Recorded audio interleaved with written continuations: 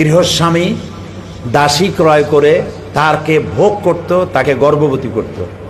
এই গর্ভের বয়স যখন 8 মাস বা 7 মাস বা 9 মাস হতো, তখন বন্ধুদেরকে দাওয়াত দিয়ে তার ড্রয়িং রুমে এনে সেখানে এই গর্ভবতী নারীকে উলঙ্গ করা হতো এবং তার পেট চিরে, জীবন্ত অবস্থায় পেট চিরে বাচ্চা বের করে রেখে দিত এক পাশে। বাচ্চা কিভাবে ছটফট করে মরছে আর মা কিভাবে ছটফট করে মরছে, এই দৃশ্য দেখে তারা পৈশাচিক অট্ট হাসিতে ফেটে পড়ত।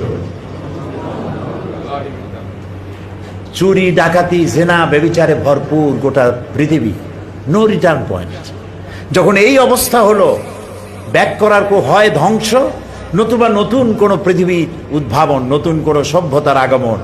ঠিক এরকম একটি সময় আল্লাহ রাব্বুল আলামিন পাঠালেন সর্বকালের সর্বযুগের সর্বশ্রেষ্ঠ মহামানব বিশ্বনবী মুহাম্মদ রাসূলুল্লাহ সাল্লাল্লাহু আলাইহি ওয়াসাল্লাম। আর আল্লাহ তাআলা বলে দিলেন, ওমা আরসালনাকা ইল্লা রাহমাতাল লিল আলামিন। হে রাসূল, আমি আপনাকে আমার গোটা সৃষ্টি জগতের জন্য, আমি আপনাকে আমার করুণা হিসেবে, করুণার মূর্ত প্রতীক হিসেবে, রহমত হিসেবে সৃষ্টি জগতের জন্য পাঠালাম। সুবহানাল্লাহ। গোটা সৃষ্টি জগতের জন্য তিনি করুণা হয়ে এলেন, রহমত হয়ে এলেন, শুধু মানুষের জন্য নয়, সৃষ্টি জগতের জন্য। ওমা আরসালনাকা ইল্লা রাহমাতাল লিল আলামিন। সমস্ত জগতের জাতি সৃষ্টি সবগুলোর জন্যই তিনি রহমত হয়ে এলেন। এমনকি গাছের জন্য রহমত হলেন। তিনি বললেন, প্রয়োজনে তো গাছ কাটা যাবে, বিনা প্রয়োজনে গাছের পাতাও ছিল না, কারণ গাছের পাতাগুলি আল্লাহর জিকির করে। যুদ্ধে গেলে বলতেন, নারী, শিশু, বৃদ্ধ, অসুস্থ, এদেরকে টাচ করবে না, এদেরকে ধরবে না, আর ফলদার বৃক্ষ কাটবে না, আগেই নির্দেশ দিয়ে দিতেন। রহমত শুধু মানুষের জন্য না, প্রাণী জগতের জন্য। তিরমিজি শরীফের হাদিসে এসেছে, নবী করিম সাল্লাল্লাহু আলাইহি সাল্লাম হেঁটে যাচ্ছিলেন রাস্তা দিয়ে, সামনে একটা উট এসে দাঁড়ালো। উটটি কৃষক, এক্সরে করা ছাড়াই তার শরীরে হাড্ডি গুড্ডি বাইরে থেকে দেখা যায়। এখন বুঝতেই পারেন আমার বর্ণনার মাধ্যমে যে উটের অবস্থা কি। উটটি রসুলের দিকে তাকানো, উটের চোখ থেকে পানি পড়তেছে, উটে চিনে ফেলেছে আল্লাহর রাসূল। নবী করিম সাল্লাল্লাহু আলাইহি সাল্লাম জিজ্ঞেস করলেন, উটের মালিক কোথায়? এ উটকার, তাকে ডেকে নিয়ে আসো। তাকে ডাকা হলো। নবী করিম সাল্লাল্লাহু আলাইহি সাল্লাম প্রশ্ন করলেন, উটটি কি তোমার? বলল যে হ্যাঁ। নবী করিম সাল্লাল্লাহু আলাইহি সাল্লাম বললেন, তোমার উট তার চোখের পানির ভাষা দিয়ে আমাকে জানিয়ে দিল, তুমি তাকে দিয়ে পরিশ্রম নাও, তার শ্রম নাও, অথচ তাকে সময় মতো খেতে দাও না, তাকে বিশ্রাম দাও না। তুমি যদি তা না করো, আল্লাহর কাছে কিয়ামতে তোমাকে জবাবদিহি করতে হবে।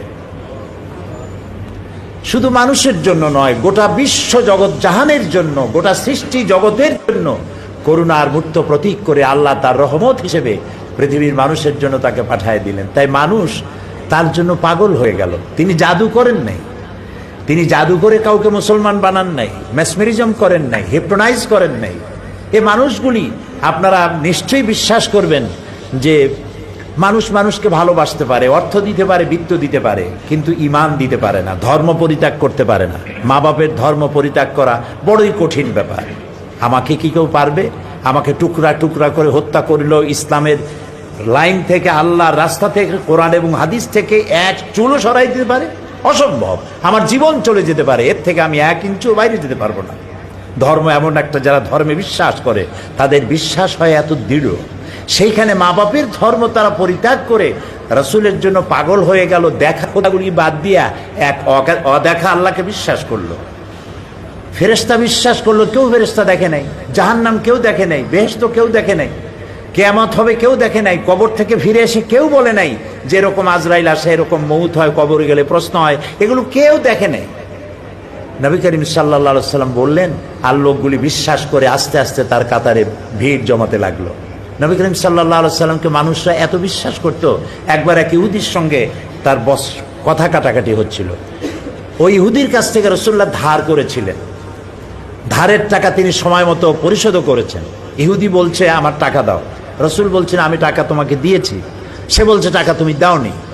এই কথা কাটাকাটি হচ্ছে। একজন সাহাবী এসে জিজ্ঞেস করলেন, ইয়া রাসূলুল্লাহ, এখানে কি হয়েছে? তিনি বললেন, এই লোকটা আমার কাছে টাকা পাইতো, আমি সময় মতো টাকা ফেরত দিছি, এখন সে বলছে টাকা ফেরত দেই নেই। সাহাবী বললেন, আমি সাক্ষী আপনি টাকা ফেরত দিয়েছেন।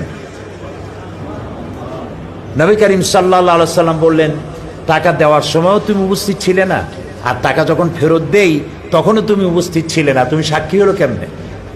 সাহাবী বললেন, ইয়া রাসূলুল্লাহ, সাক্ষী হলাম কেমনে? আমরা তো আল্লাহ চিনতাম না, আমরা দেখা খোদাগুলোরে বিশ্বাস করতাম। আপনার কথায় এক অদেখা আল্লাহর উপর ঈমান এনেছি, বাপ মায়ের ধর্ম পরিত্যাগ করেছি। বেহেশত দেখি নাই, বিশ্বাস করেছি। হুর দেখি নাই, বিশ্বাস করেছি। জাহান্নাম দেখি নাই, বিশ্বাস করেছি। ফেরেশতা দেখি নাই, বিশ্বাস করেছি। কিয়ামত হবে, হাসর হবে, মিজান হবে, সিরাত হবে, আমলনামা ছড়িয়ে দেওয়া হবে। এতগুলি অদেখা কথা যদি আপনার মুখের কথায় বিশ্বাস করতে পেরে থাকি, তাহলে সামান্য কয়টা টাকা ফেরত দিচ্ছে তা বিশ্বাস করবো না? ইহুদি বলল, আপনি আমার টাকা ফেরত দিয়েছেন, আমি শুধু পরীক্ষা করলাম। আর ইহুদি রইলাম না, লা ইলাহা ইল্লাল্লাহু মুহাম্মাদুর রাসূলুল্লাহ। রাসূলুল্লাহ যা করেছিলেন তার চরিত্র দিয়ে করেছিলেন, অনুপম চরিত্র, পৃথিবীতে যার নজির নেই।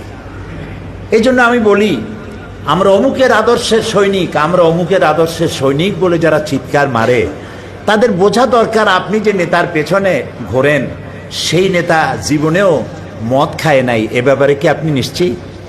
ওই নেতা জীবনেও মিথ্যা কথা বলে নাই, এ ব্যাপারে কি আপনি নিশ্চিত? ওই নেতা জীবনেও ওয়াদা খেলাপ করে নাই, এ ব্যাপারে কি আপনি নিশ্চিত? এই নেতা জীবনেও কোনোদিন পরনারী স্পর্শ করে নাই, এই ব্যাপারে কি আপনি নিশ্চিত?